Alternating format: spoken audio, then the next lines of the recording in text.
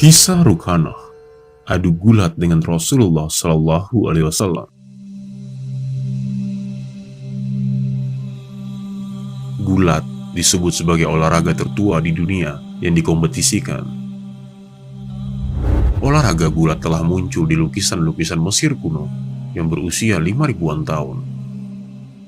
Konon, gulat sudah menjadi mata pelajaran di Tiongkok sejak 2050 sebelum Masehi. Tidak heran, dalam adegan kolosal, para kesatria sering adu tanding gulat untuk menunjukkan kehebatan mereka. Olahraga ini cukup populer di masa-masa Islam, masa saat Rasulullah Shallallahu Alaihi Wasallam masih hidup dan berinteraksi dengan masyarakat Arab kala itu. Di masa beliau Shallallahu Alaihi Wasallam, ada seorang pegulat yang dikenal sebagai juara. Ia sangat sulit ditaklukkan. Tidak ada seseorang pun yang berhasil menempelkan perutnya ke tanah saat bergulat. Namanya adalah Rukhanah. Ia adalah Rukhanah bin Abdul Yazid bin Hisham bin Abdul Muthalib bin Abdul Manaf al-Muthalibi. Ia adalah seorang pemimpin Arab yang terkenal dengan kekuatannya. Walaupun badannya kekar dan besar, Rukhanah tetap lincah dalam berkuda. Ia masih dalam kemusyrikan di awal-awal datangnya risalah Nabi Muhammad SAW. Ia begitu tenar sebagai seorang pegulat hebat. Tidak ada seorang pun yang mampu menguncinya hingga tergeletak di tanah. Postur tubuh dan perawakannya yang besar tampak begitu kentara, terlihat mencolok dibanding orang-orang di sekelilingnya. Ototnya yang kekar tidak menghalangi Rasulullah SAW untuk membuka hatinya tentang kebenaran Islam. Dan di antara variasi dakwah Rasulullah SAW adalah beliau menempuh pendekatan dalam bidang olahraga. Beliau SAW berduel gulat dengan Rukhanah. Ibnul Atsir mengatakan, Rukhanah adalah seseorang yang pernah duel gulat dengan Nabi SAW. Beliau mengalahkannya 2 atau 3 kali, padahal ia termasuk laki-laki Quraisy yang paling kuat. Hidayah Islam baru ia sambut ketika penaklukan kota Mekah. Ia wafat di masa kekhalifahan Utsman. Ada juga yang mengatakan ia wafat pada tahun 42 Hijriah, di masa kekhalifahan Muawiyah. Kisah Rukhanah adu gulat dengan Nabi SAW. Ibnu Ishaq mengatakan, Abu Ishaq bin Yasar berkata kepadaku, Rukhanah bin Abdul Yazid bin Hisham bin Abdul Muthalib bin Abdul Manaf adalah orang Quraisy yang paling kuat. Suatu hari, ia bersama Rasulullah SAW di suatu kampung Mekah. Ketika itu sebelum hijrah, Rasulullah SAW berkata kepadanya, Wahai Rukhanah, tidakkah engkau bertakwa kepada Allah dan menerima dakwahku? Rukhanah menjawab, Seandainya aku mengetahui apa yang engkau serukan itu adalah kebenaran, pasti aku akan mengikutimu. Rasulullah menimpali, Bagaimana kiranya aku kalahkan engkau dalam gulat? Apakah engkau akan meyakini kebenaran perkataanku? Rukhanah menjawab, Iya. Rasulullah SAW berseru, Ayo berdiri, akan kukalahkan engkau. Abu Ishaq melanjutkan kisahnya. Rukhanah pun menyambut tantangan itu. Keduanya pun duel gulat. Rasulullah SAW menyergapnya dan berhasil menjatuhkannya. Rukhanah pun tak berdaya. Penasaran dengan kekalahannya, Rukhanah berkata, Kita ulangi, wahai Muhammad. Keduanya pun kembali bergulat. Rukhanah kembali berkata, "Wahai Muhammad, luar biasa, kau berhasil mengalahkanku." Rasulullah Shallallahu Alaihi Wasallam bersabda, "Yang lebih luar biasa dari ini pun akan kutunjukkan jika engkau mau, jika engkau bertakwa pada Allah dan menaatiku." "Apa itu?" tanya Rukanah.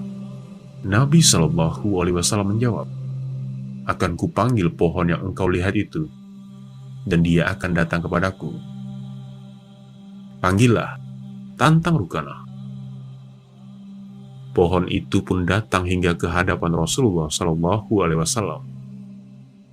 Kemudian Rasulullah berkata kepada pohon itu, "Kembalilah ke tempatmu." Pohon itu pun kembali ke tanah tempatnya semula. Rukanah pun menjadi pergi menuju kaumnya. Ia berkata, "Wahai anak-anak Abdul Manaf, mereka telah menyihir masyarakat. Demi Allah, aku tidak pernah melihat penyihir yang lebih sakti darinya." Kemudian Rukanah mengabarkan apa yang ia lihat.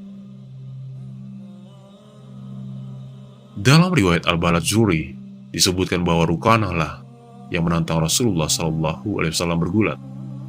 Ia dikabarkan menantang Nabi Shallallahu Alaihi Wasallam. Lalu Rukanah menemui beliau di salah satu bukit di Mekah. Rukanah mengatakan, "Wahai anak saudaraku, telah sampai kabar tentangmu kepadaku. Aku tidak mengenal engkau sebagai pembohong. Jika engkau mengalahkanku dalam gulat, maka aku yakin engkau orang yang benar." Nabi Shallallahu Alaihi Wasallam pun bergulat dengannya sebanyak 3 kali. Abu Al-Yaghzan mengatakan, ketika Rukanah datang ke Nabi Shallallahu Alaihi Wasallam untuk memeluk Islam di hari Fatu Makkah, ia berkata, "Demi Allah, aku mengetahui jika engkau bergulat denganku, engkau akan mendapati pertolongan dari langit." Kemudian ia pindah ke Madinah dan tinggal di sana hingga wafat di awal pemerintahan Muawiyah radhiyallahu anhu. Selain bergulat dengan Rukanah, Nabi Shallallahu Alaihi Wasallam pun pernah berduel dengan orang-orang selain Rukanah.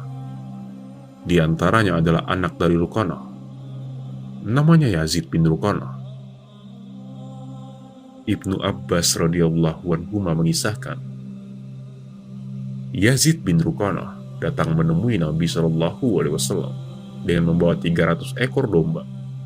Ia berkata, "Wahai Muhammad, apakah engkau mau duel gulat denganku?" Nabi Shallallahu Alaihi Wasallam menjawab, "Apa hadiahnya jika aku mengalahkanmu?" "100 domba ini," jawabnya. Keduanya pun bergulat, dan Nabi Shallallahu Alaihi Wasallam yang menang. Yazid kemudian kembali menantang Rasulullah. Ia berkata, "Maukah engkau adu gulat sekali lagi?" Nabi Shallallahu Alaihi Wasallam menjawab, "Apa imbalannya?" Yazid menjawab, 100 domba lainnya. Keduanya pun bergulat. Lagi-lagi Nabi Shallallahu Alaihi Wasallam mengalahkannya. Disebutkan bahwasanya keduanya bergulat sampai 3 kali.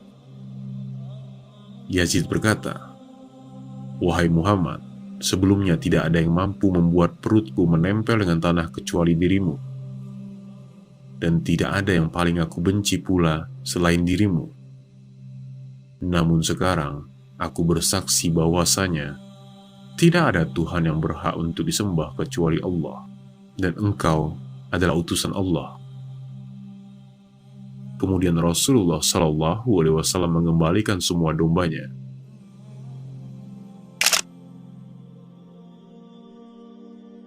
Pelajaran dari kisah Rukanah yang bergulat dengan Rasulullah. Pertama, metode dakwah Rasulullah yang variatif. Beliau berdakwah dengan cara bersedekah, dengan akhlak yang mulia, dengan pendekatan yang kultural, sampai dengan pendekatan dalam bidang olahraga. namun pendekatan dakwah beliau tidak menerabas sesuatu yang Allah larang. Kedua, Nabi Shallallahu Alaihi Wasallam tidaklah menginginkan harta dunia dari hasil duelnya dengan Rukana dan anaknya. Akan tetapi, beliau menginginkan hidayah. Ketiga, betapapun orang-orang musyrik sombong dalam menolak Islam, Rasulullah tidak menyerah mendakwahi mereka. Keempat, terkadang seseorang malu menerima dakwah dengan metode ceramah, namun ia akan mengakui keunggulan dan kebenaran yang dibawa orang lain apabila bisa mengalahkannya dalam bidang yang ia geluti. Oleh karena itu, terkadang seseorang lebih menerima orang yang seprofesi dengannya ketika mendakwahinya